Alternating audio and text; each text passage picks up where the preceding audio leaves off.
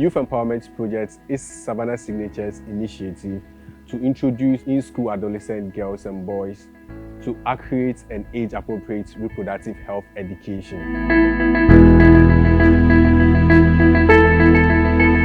The project is being implemented within the Central and South Tongu districts in the Volta Region of Ghana. Since 2020, with support from UNESCO Ghana, Savana Signatures has trained teachers in over 138 schools to facilitate reproductive health educations within their schools.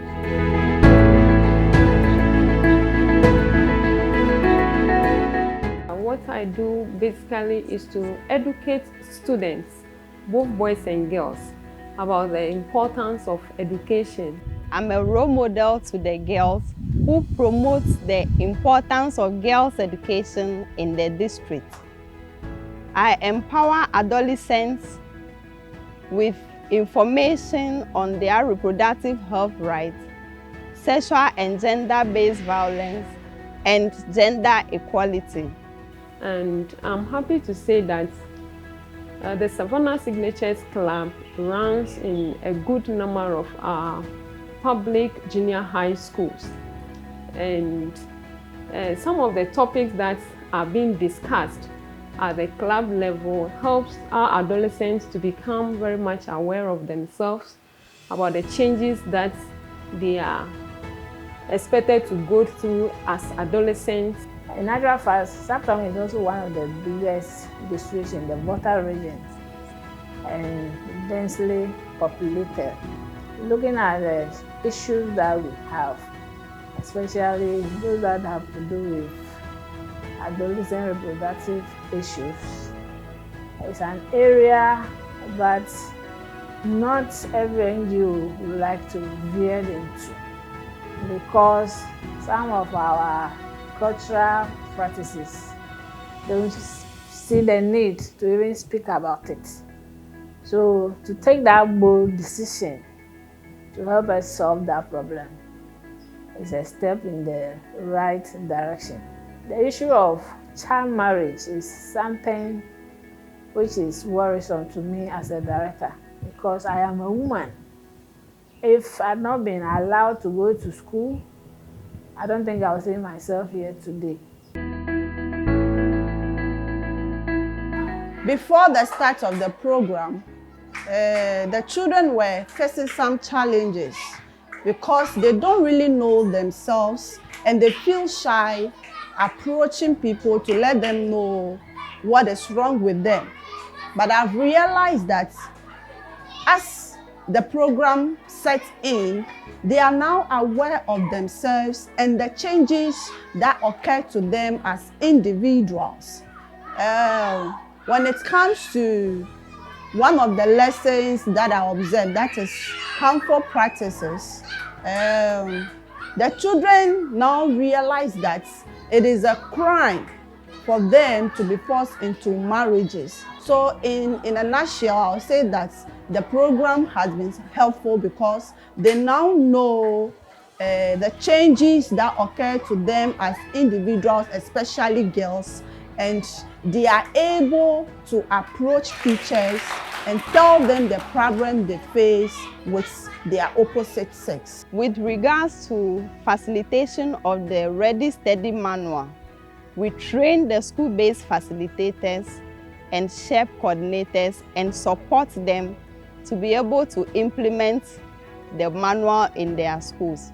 So one major challenge that the learners share concerning their reproductive health is a lot of them find it difficult to understand the changes that happen in their bodies.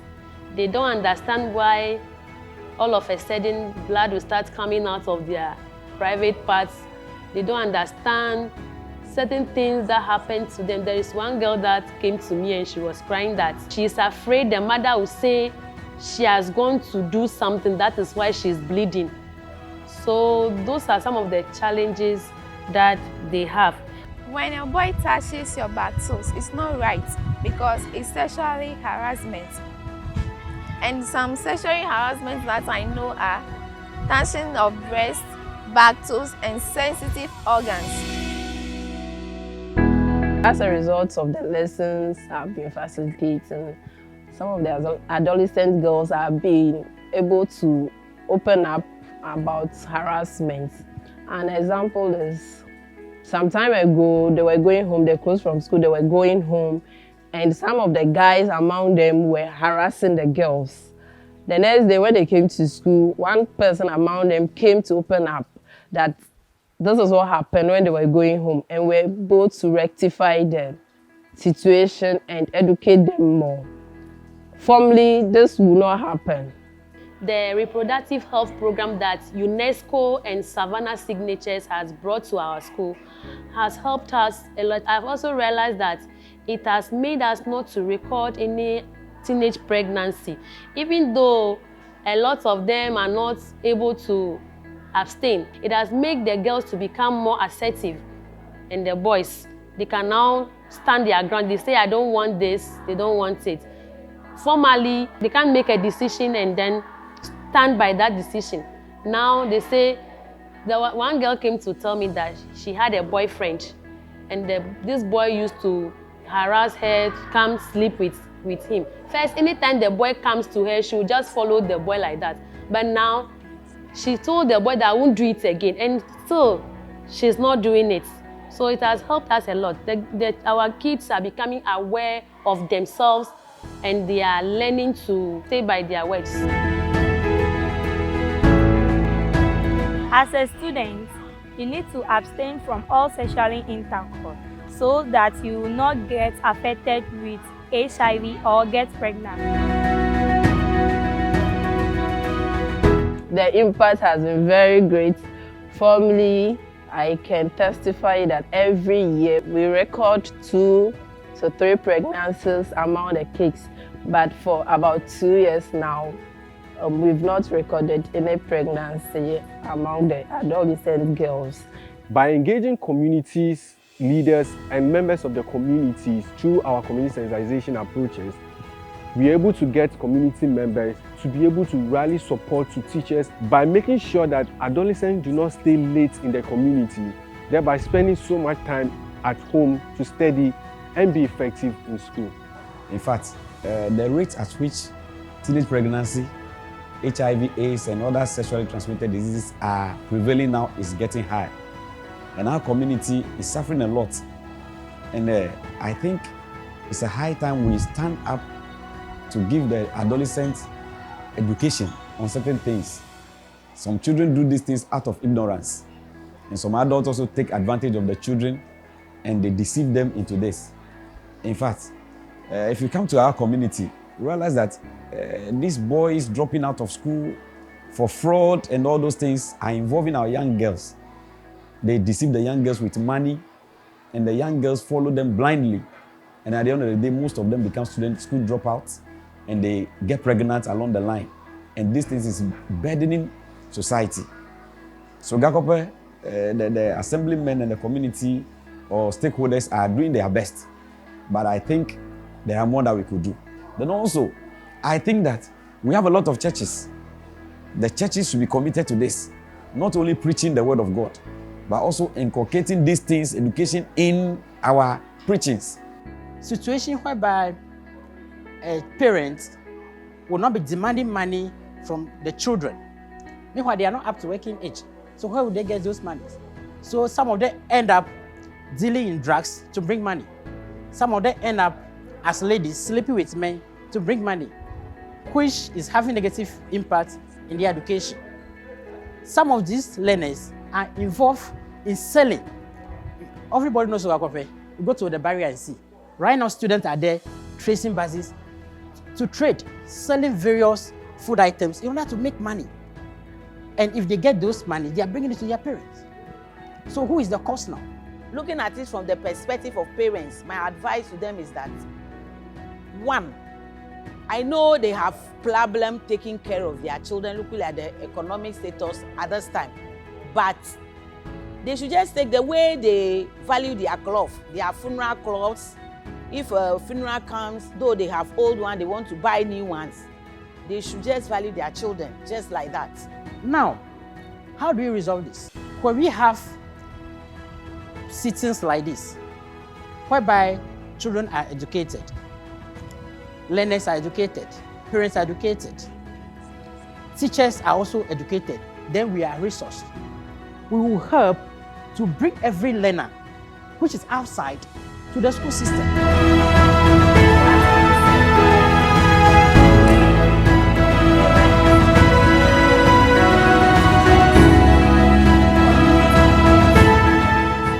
In the issues of the adolescent, if the adolescent is faced with a neglect, if the parents are not able to provide their needs for them, they go out.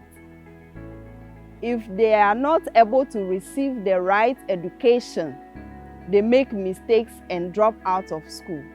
So if we, the duty bearers, come together and do what is expected of us, then the adolescent is protected and is well informed to grow to become a responsible adult. Then when we come to facilitation of the Ready Steady manual, same is demonstrated. The warm-up activities can be role play, songs, which will help the adolescents to appreciate the lesson they are coming to learn. Then they continue to read story. The facilitator either reads the story to them or one of the adolescents read the story, and a conversation is generated from the story where the adolescents share their experiences and their opinions on the topic under discussion. Then the facilitator then summarizes the lesson by making sure that they take the key lesson for the day that will influence their opinions and their experiences, the right information that we want them to get from the session. The facilitator then summarizes it. Knowing yourself, relationships with people in your environment is important. Parents, neighbors, or even random people in the street. Your relationship with others will not only influence how you see society. Sexual harassment refers to unwelcome sexual actions. Every month, over 27,000 adolescent girls and boys receive accurate reproductive health information to make informed decisions about their life and about their health. They are being guided on to set goals and aspirations for themselves and design ways and means to achieve that.